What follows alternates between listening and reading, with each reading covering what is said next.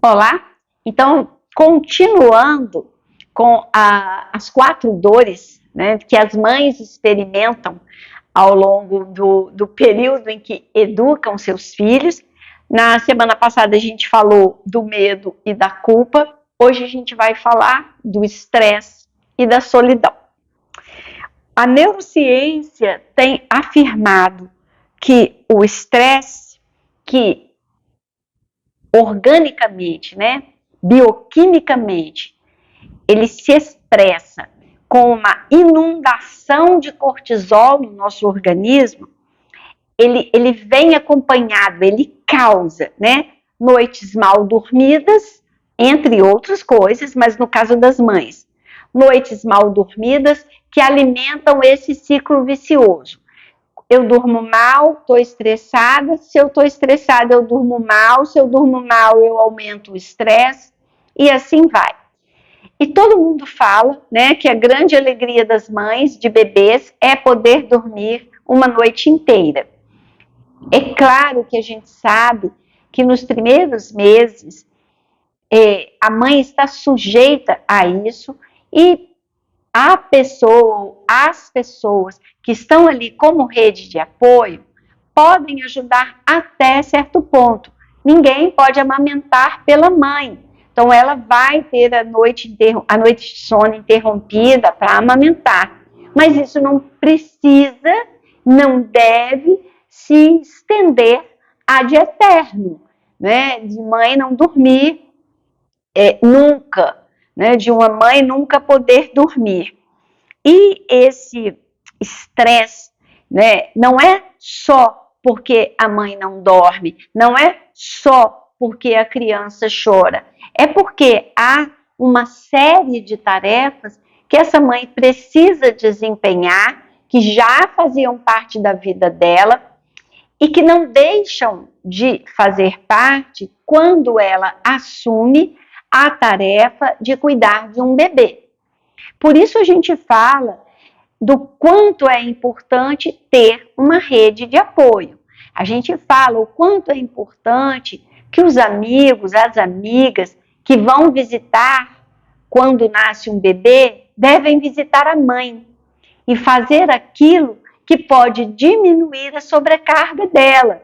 Então, levar uma refeição pronta, dar uma geralzinha na casa, se ela ainda não conseguiu, lavar uma roupinha do bebê, colocar uma roupa na máquina, colocar no varal se já acabou, né? Se a máquina já acabou o processo, conversar um pouco com ela enquanto ela faz alguma coisa, enquanto ela organiza a rotina, ajudá-la a organizar a rotina, levar a outra criança para a escola, gastar um tempo brincando com a outra criança, levando-a para um passeio, enquanto a mãe não pode.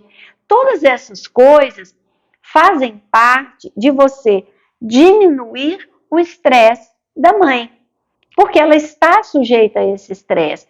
Se ela tem um outro filho, às vezes ele reage mal à chegada do bebê, ou de maneira ambivalente, né? Ele fica muito feliz, mas ele também dá muito trabalho, ele também fica muito inseguro, porque toda a atenção que era só para ele agora é dividida e o bebê requer muito, né?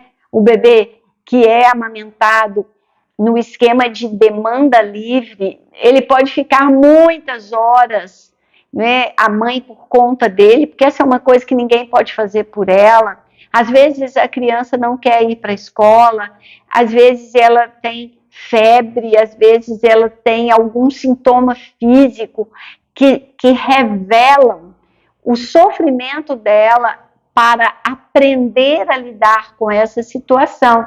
Isso tudo causa estresse para a família e esse estresse, obviamente, né, recai mais sobre a mãe, porque culturalmente nós dizemos que a mãe é a responsável por isso. Na verdade, são os pais.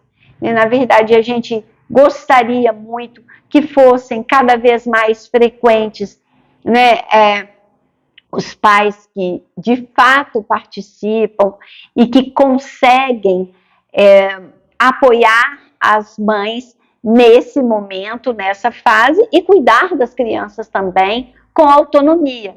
Mas é interessante a gente observar que não é na hora que nasce o segundo filho que o pai vai se aproximar do primeiro, porque aí há uma estranheza também. E para a criança pode ficar assim, então agora vai ser assim, vou trocar, né? A minha mãe não vai mais dar confiança para mim, é só o meu pai que antes não estava nem aí para mim. Então, se já vem no processo desse pai participar, é mais fácil para todo mundo. É mais fácil para a mãe, é mais fácil para a criança e é mais fácil para ele também, que não vai estar diante de uma tarefa estranha para ele. Então, essa divisão mais justa de tarefas da mãe, né, da mulher, com o companheiro ou a companheira, é muito importante para a diminuição do estresse. Se há outros filhos, e se eles já são maiorzinhos, que eles entrem também nessa divisão de tarefas. E a tarefa pode ser muito simples, pode ser levar o lixo para a rua ou para a lixeira, né? Se você mora num prédio de apartamentos, pode ser, se você ainda tem um esquema de garrafas de água na geladeira, se você não tem esses filtros que a água já sai geladinha, que seja colocar, pode ser o que seja de observar quais as frutas que precisa comprar e dizer para um adulto, pode ser ou de dar sugestões para o cardápio, que facilitaria, né, para pensar. E se você vem desenvolvendo, né, um equilíbrio nessa alimentação, a criança já sabe, né, ela já pode dar sugestões e facilitar para essa mãe, para esse pai, o que comprar, o que preparar para uma refeição. Então, dividir as tarefas. Também, né, fazer com que essa mãe consiga ter um tempo para descansar, que ela possa dormir quando a criança dorme, que ela possa tomar um banho demorado, que ela possa fazer uma refeição sossegada, que ela possa ouvir uma musiquinha, que ela possa fazer aquilo que para ela significa um tempo de descanso e que ela continue se alimentando como pessoa, que ela receba visitas que sejam para ela e que levem para ela afeto e ajuda prática, né? Que ela tenha com quem conversar, né? Para ela se sentir de novo integrada, porque enquanto mais para o final da gravidez e assim que o bebê nasce, ela realmente se retira. Aquilo realmente não faz muito sentido para ela, toda aquela conversa do mundo externo, mas ela vai gradualmente voltando. Então, se alimentar como pessoa, para não se sentir um peixe fora d'água, também diminui o estresse.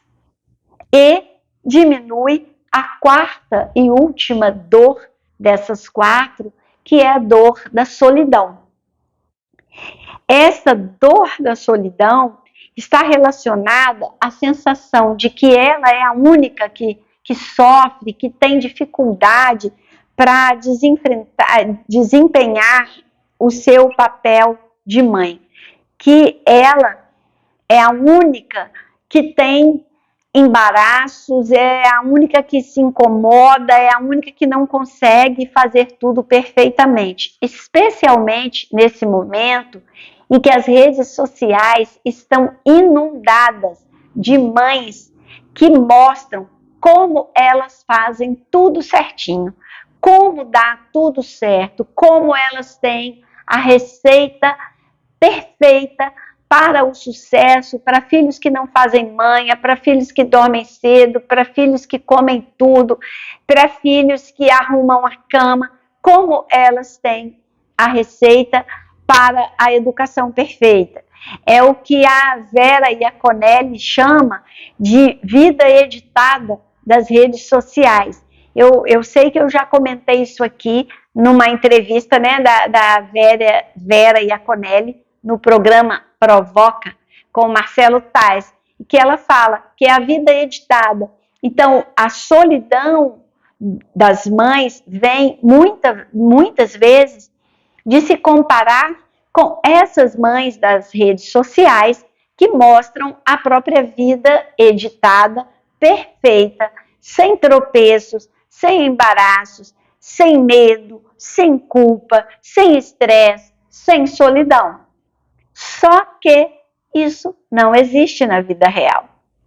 Só que isso não é possível na vida real. Então, a solução para esse sentimento de solidão é exatamente buscar ajuda qualificada, e essa ajuda qualificada pode ser profissional, mas pode ser de outras mães, né? No grupo, que se forme um grupo de mães onde elas tenham liberdade e oportunidade de dizer como se sentem, sem medo de ser julgadas, sem vergonha de parecerem imperfeitas, insuficientes.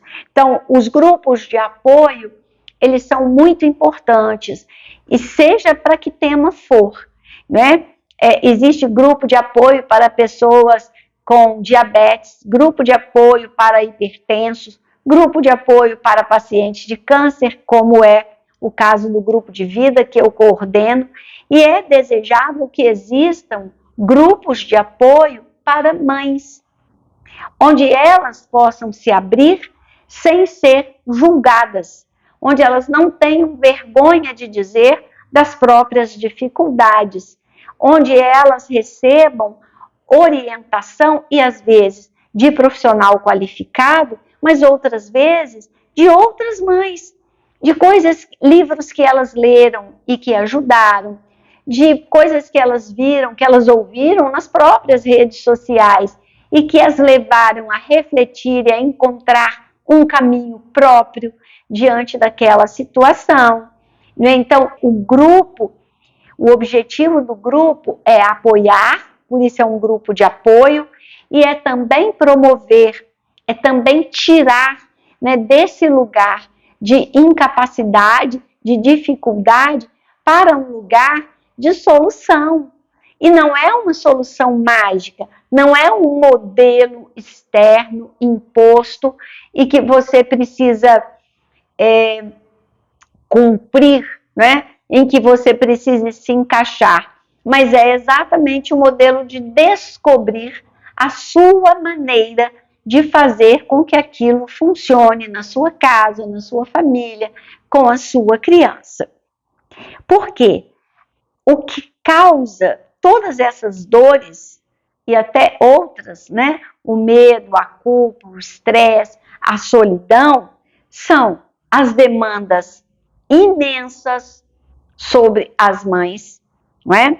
A falta de uma rede de apoio, a divisão desigual das tarefas da vida doméstica, a impossibilidade de descansar, as preocupações, a privação de sono, os julgamentos próprios e externos, e toda essa cultura, né, de que, inclusive de que a psicanálise culpe a mãe, né? As piadinhas sobre psicanálise sempre levam a essa ideia de que a culpa é da mãe, né? Então, se eu vou fazer psicanálise, vou acabar descobrindo que a culpa de tudo que há de errado comigo na minha vida é da mãe. Como psicanalista, eu quero dizer que a gente não fala isso, né? O que a gente diz é que é sim a mãe a figura central da vida das crianças por longos períodos e que por isso essa mãe precisa de apoio, de compreensão, para usar uma terminologia atual, de um olhar empático para as situações, para as dores que ela vive. porque isso promoverá o bem-estar dessa mãe, o bem-estar dessa criança, dessa família e o bem-estar da sociedade também, que é uma coisa que nós todos temos consciência que se faz urgente.